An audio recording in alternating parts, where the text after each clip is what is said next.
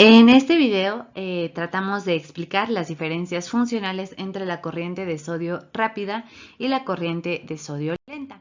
Entonces, lo primero que debemos saber es dónde se localizan estos canales de sodio activados por voltaje. Pues bien, se sabe que están tanto en el soma como en el axón.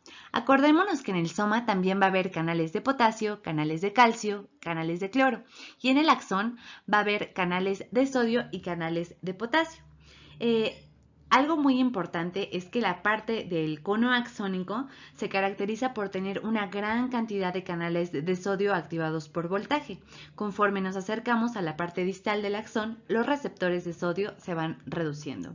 Entonces, imaginemos que colocamos electrodos de registro tanto en el soma como a lo largo del axón. Lo que se observaría es que el potencial de acción se propagaría desde el soma por el axón hasta los botones terminales. Este potencial sería igual en amplitud y mantendría su intensidad a lo largo de su recorrido. Pero, pues la pregunta aquí es, ¿cómo los canales de sodio afectan en este potencial de acción? Pues bueno, se sabe que los canales de sodio son los responsables de la fase de despolarización del potencial de acción y de su mantenimiento. En este video les explicaremos a detalle.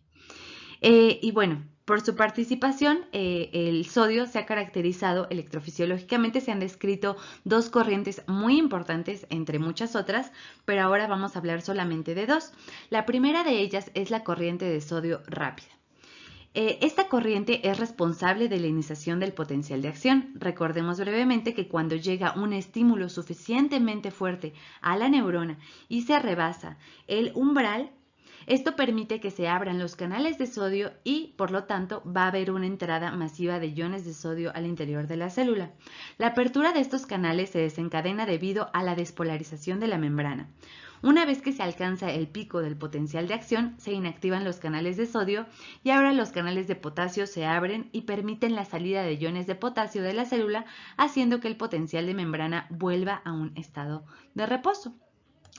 Por otro lado, tenemos a la corriente de sodio lenta. Esta es una corriente que no se inactiva o que se inactiva lentamente. Se sabe que participa en la modulación del disparo repetitivo y en el comportamiento subumbral de la célula. Estas corrientes pueden deberse a la activación de un tipo de canal independiente o a una activación independiente del mismo canal. Les vamos a dar ejemplos de estas características más adelante. Entonces, en esta imagen lo que se puede ver es arriba voltaje, en medio corriente y abajo un comando de voltaje.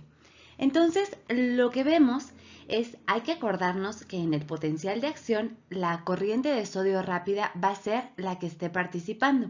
Sin embargo, la corriente de sodio lenta por sí sola no genera un potencial de acción, pero se mantiene a lo largo del tiempo y esto va a tener un efecto sobre el disparo siguiente de cualquier neurona. Entonces,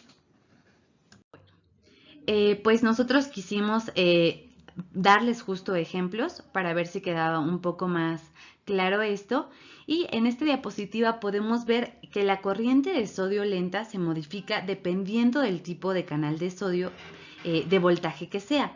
En este caso, el canal 1.6 presenta una corriente más lenta que el canal de sodio activado por voltaje 1.7 a diferentes pasos de voltaje. También las corrientes de sodio, como se mencionó, se modifican mediante fármacos o se modifican mediante la modulación de estos receptores y en este caso se trazan las corrientes del receptor 1.7 en condiciones control, que se grafica con la línea negra y en presencia de la cosamida en el baño a diferentes pasos de voltaje. Lo que se puede observar es que la corriente en presencia del fármaco decrementa. Por otro lado, se puede observar los trazos de corriente del receptor 1.7 en condiciones control y en presencia de la cosamida. A diferentes pasos de corriente se puede observar que la corriente se redujo en presencia del fármaco, potencializando su inactivación lenta. Entonces, bueno, también otro ejemplo que les quisimos poner es este, en donde Healy y colaboradores en 1997 quisieron comparar las corrientes de sodio en cefalópodos y en gasterópodos con la técnica de fijación de voltaje. Para ello se obtuvieron las corrientes de cada especie con las mismas soluciones y en condiciones experimentales iguales.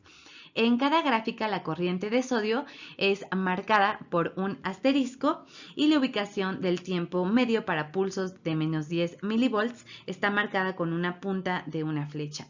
Lo que se pudo observar aquí es que el pulpo tuvo una corriente de sodio rápida, mientras que la pleurobranquea tuvo una corriente de sodio lenta al aplicar el mismo voltaje.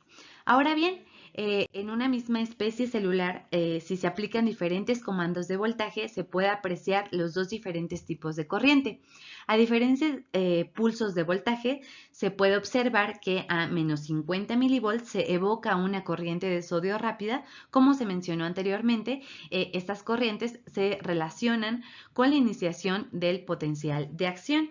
Y a menos 50 milivolts se evocó aquí una corriente de sodio lenta. Esto es que no se inactivó por completo. Este tipo de corrientes se relaciona con el mantenimiento de los potenciales de acción en el tiempo y en la amplificación de potenciales posinápticos excitatorios.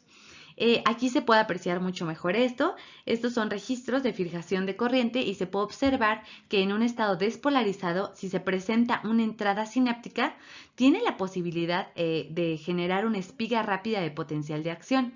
Ahora bien, como lo vimos en figuras anteriores, esta corriente no generaría ningún potencial de acción. Sin embargo, las corrientes lentas de sodio en estas condiciones favorecen la generación de potenciales de acción mediados por corrientes sinápticas.